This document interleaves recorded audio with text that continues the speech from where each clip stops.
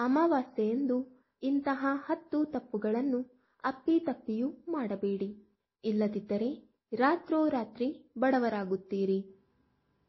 ಹಿಂದೂ ಧರ್ಮದಲ್ಲಿ ಪ್ರತಿ ತಿಂಗಳ ಕೃಷ್ಣ ಪಕ್ಷದ 15ನೇ ತಾರೀಖನ್ನು ಅಮಾವಾಸ್ಯೆ ಎಂದು ಕರೆಯಲಾಗುತ್ತದೆ. ಸನಾತನ ಸಂಪ್ರದಾಯದಲ್ಲಿ ಯಾವುದೇ ತಿಂಗಳಲ್ಲಿ ಬರುವ ಅಮಾವಾಸ್ಯೆಯ ಶುಭ ಫಲಗಳನ್ನು ಪಡೆಯಲು ವಿವಿಧ ರೀತಿಯ ಪೂಜಾ ವಿಧಾನಗಳನ್ನು ನಿಗದಿಪಡಿಸಲಾಗಿದೆ. ಅದೇ ಸಮಯದಲ್ಲಿ ಪಡೆದ ಅಶುಭ ಫಲಗಳು, ದೋಷಗಳು, ಮಂತ್ರಗಳು ಮತ್ತು ದುಷ್ಟಶಕ್ತಿಗಳನ್ನು ತಪ್ಪಿಸಲು ಖಚಿತವಾದ ಪರಿಹಾರಗಳನ್ನು ಸಹ ಸೂಚಿಸಲಾಗಿದೆ. ಅಮಾವಾಸ್ಯೆಯ ದಿನದಂದು ಯಾವ್ಯಾವ ಕಾರ್ಯಗಳನ್ನು ಅಪ್ಪಿತಪ್ಪಿಯೂ ಮಾಡಬಾರದು ಎಂದು ತಿಳಿಯೋಣ. 1. ಹಿಂದೂ ನಂಬಿಕೆಯ ಪ್ರಕಾರ ಚಂದ್ರನು ಅಮಾವಾಸ್ಯೆಯ ದಿನದಂದು ಉದಯಿಸುವುದಿಲ್ಲ ಮತ್ತು ಈ ದಿನದಂದು ಎಲ್ಲೆಡೆ ಕತ್ತಲೆ ಇರುತ್ತದೆ. ಇದರಲ್ಲಿ ನಕಾರಾತ್ಮಕ ಶಕ್ತಿಯು ಸಕ್ರಿಯಗೊಳ್ಳುತ್ತದೆ. ಈ ಕಾರಣದಿಂದಾಗಿ ಶುಭ ಅಥವಾ ಪ್ರಮುಖ ಕಾರ್ಯಗಳಲ್ಲಿ ಅಡೆತಡೆಗಳು ಉಂಟಾಗಬಹುದು. ಅಮಾವಾಸ್ಯೆಯ ದಿನದಂದು ವ್ಯಕ್ತಿಯ ಮನಸ್ಸು ಸಕಾರಾತ್ಮಕ ವಿಷಯಗಳ ಬದಲಿಗೆ ನಕಾರಾತ್ಮಕ ವಿಷಯಗಳ ಕಡೆಗೆ ತಿರುಗುವ ಸಾಧ್ಯತೆ ಇದೆ ಎಂದು ನಂಬಲಾಗಿದೆ. ಈ ದಿನದಂದು ಜನರು ಎಲ್ಲಾ ರೀತಿಯ ದುಷ್ಟ ಮತ್ತು ತೊಂದರೆಗಳನ್ನು ತಪ್ಪಿಸಲು ವಿವಿಧ ಧಾರ್ಮಿಕ ಚಟುವಟಿಕೆಗಳನ್ನು ಮಾಡಲು ಸಲಹೆ ನೀಡುತ್ತಾರೆ. 2. ಅಮಾವಾಸ್ಯೆಯಂದು ದೀರ್ಘಕಾಲದವರೆಗೆ ಮುಚ್ಚಿರುವ ಯಾವುದೇ ಕೋಣೆ ಅಥವಾ ಕಟ್ಟಡವನ್ನು ಪ್ರವೇಶಿಸಬಾರದು. ಅಮಾವಾಸ್ಯೆಯ ತಿಥಿಯಂದು ನಕಾರಾತ್ಮಕ ಶಕ್ತಿಗಳು ಶವಸಂಸ್ಕಾರದ ಮೈದಾನಗಳು, ಪ್ರತ್ಯೇಕ ಮತ್ತು ನಿರ್ಜನ ಸ್ಥಳಗಳಲ್ಲಿ ಸಕ್ರಿಯವಾಗಿರುತ್ತವೆ.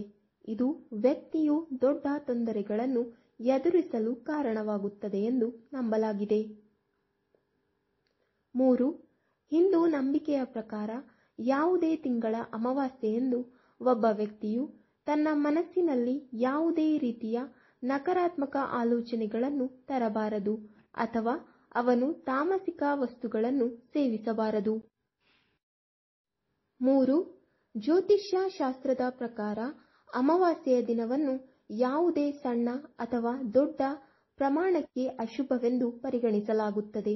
ಅಂತಹ ಪರಿಸ್ಥಿತಿಯಲ್ಲಿ ಜೀವನಕ್ಕೆ ಸಂಬಂಧಿಸಿದ ಎಲ್ಲಾ ರೀತಿಯ ಸಮಸ್ಯೆಗಳು ಮತ್ತು ಅಶುಭ ಫಲಿತಾಂಶಗಳನ್ನು ತಪ್ಪಿಸಲು ಒಬ್ಬ ವ್ಯಕ್ತಿಯು ಅಮಾವಾಸ್ಯೆಯ ದಿನದಂದು ತಪ್ಪಾಗಿಯೂ ಸಹ ಪ್ರಯಾಣಕ್ಕೆ ಹೋಗಬಾರದು. 4. ಈ ದಿನ ಕಬ್ಬಿಣ, ಉಪ್ಪು, ಕಪ್ಪು ಉದ್ದಿನಬೇಳೆ, ಕಪ್ಪು ಪಾದರಕ್ಷೆ ಮತ್ತು ಎಣ್ಣೆಯಿಂದ ಮಾಡಿದ ವಸ್ತುಗಳನ್ನು ಮನೆಗೆ ತರಬಾರದು. ಅವುಗಳನ್ನು ಮನೆಗೆ ತಂದರೆ ಬಡತನ ಬರುತ್ತದೆ ಎಂದು ಹೇಳಲಾಗುತ್ತದೆ. ಅಲ್ಲದೆ ಈ ದಿನ ಅಧ್ಯಯನಕ್ಕೆ ಸಂಬಂಧಿಸಿದ ವಸ್ತುಗಳನ್ನು ಖರೀದಿಸಬಾರದು. 5. ಅಮಾವಾಸ್ಯೆಯಂದು ಪುರುಷರು ಮತ್ತು ಮಹಿಳೆಯರು ಇಬ್ಬರೂ ಲೈಂಗಿಕ ಸಂಬಂಧವನ್ನು ತಪ್ಪಿಸಬೇಕು.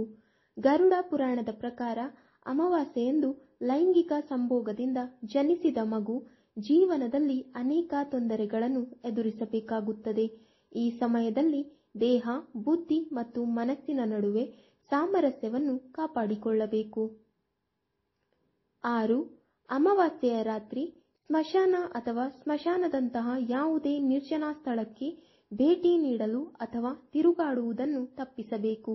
ಅಮಾವಾಸ್ಯೆಯ ರಾತ್ರಿಯಲ್ಲಿ ನಕಾರಾತ್ಮಕ ಶಕ್ತಿಗಳು ಸಕ್ರಿಯವಾಗುತ್ತವೆ. ಅಮಾವಾಸ್ಯೆಯ ರಾತ್ರಿ ಇಂತಹ ಸ್ಥಳಗಳಲ್ಲಿ ಅನೇಕ ರೀತಿಯ ದುಷ್ಟ ಶಕ್ತಿಗಳು ಕ್ರಿಯಾಶೀಲವಾಗುತ್ತವೆ. 7. ಅಮಾವಾಸ್ಯೆಯಂದು ತಪ್ಪಾಗಿಯೂ ಕತ್ತರಿ ಖರೀದಿಸಬಾರದು. ಈ ದಿನ ಖರೀದಿಸಿದ ಕತ್ತರಿ ಸಂಬಂಧಗಳಲ್ಲಿ ಒತ್ತಡವನ್ನು ತರುತ್ತದೆ. ನೀವು ಕತ್ತರಿ ಖರೀದಿಸಲು ಬಯಸಿದರೆ ನೀವು ಅವುಗಳನ್ನು ಅಮಾವಾಸ್ಯೆ ಮತ್ತು ಶನಿವಾರ ಹೊರತುಪಡಿಸಿ ಯಾವುದೇ ದಿನದಲ್ಲಿ ಖರೀದಿಸಬಹುದು. ಈ ದಿನ ಕರಿಮೆಣಸು ಮತ್ತು ಕಪ್ಪು ಎಳ್ಳನ್ನು ಖರೀದಿಸುವುದು ಅಶುಭವೆಂದು ಪರಿಗಣಿಸಲಾಗಿದೆ. 8.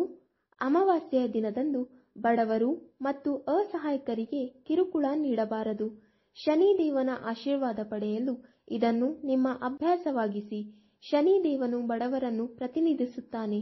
ಬಡವರನ್ನು ಅವಮಾನಿಸುವವರನ್ನು ಶನಿದೇವನು ಎಂದಿಗೂ ಅನುಗ್ರಹಿಸುವುದಿಲ್ಲ. 9.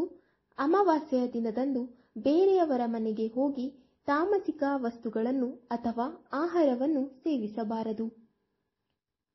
10. ಅಮಾವಾಸ್ಯೆಯಂದು ಯಾರೊಂದಿಗೂ ತಪ್ಪಾಗಿ ವಾದ ಮಾಡಬಾರದು.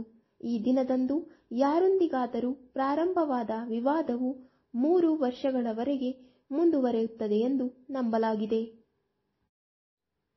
ವೀಕ್ಷಕರೇ, ಈ ವಿಡಿಯೋ ಇಷ್ಟವಾದಲ್ಲಿ ಲೈಕ್, ಶೇರ್ ಅಂಡ್ ಕಮೆಂಟ್ ಮಾಡಿ. ಮುಂದಿನ ವಿಡಿಯೋಸ್ಗಳಿಗಾಗಿ ಚಾನಲ್ ಅನ್ನು ಸಬ್ಸ್ಕ್ರೈಬ್ ಮಾಡಿ. ಧನ್ಯವಾದಗಳು.